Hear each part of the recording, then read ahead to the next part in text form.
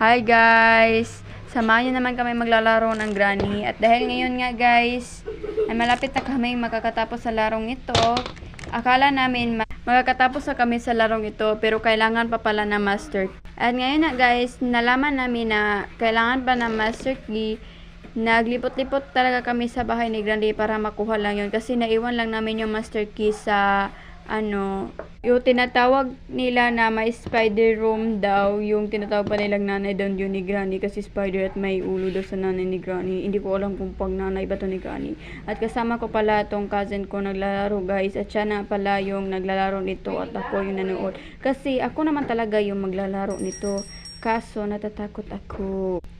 Kaya guys, pumunta na kami sa spider room. Yun nga, natatakot kami dito kasi yung song sa larong ito sobrang nakakatakot.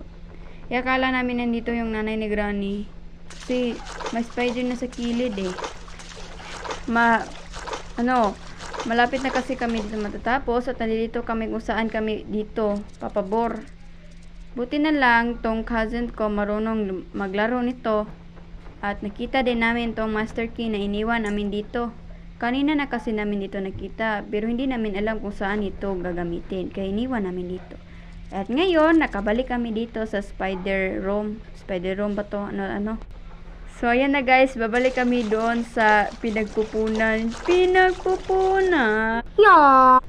So, ayan na guys, pumunta na kami sa taas para magkakatapos na kami sa paglalaro ng Granny. And hindi lang, for the first time kasi ito guys, hindi namin alam if ito na ba talaga. So, ayan na guys. Sinususi na. Sinususi! Bashi! Oh my God, si Cilindirina. Kaluoy ni Latte, oy. Diyos ko, my gosh.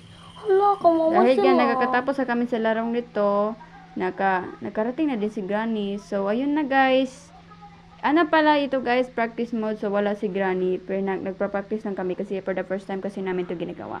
At yun lang, maraming salamat. Goodbye!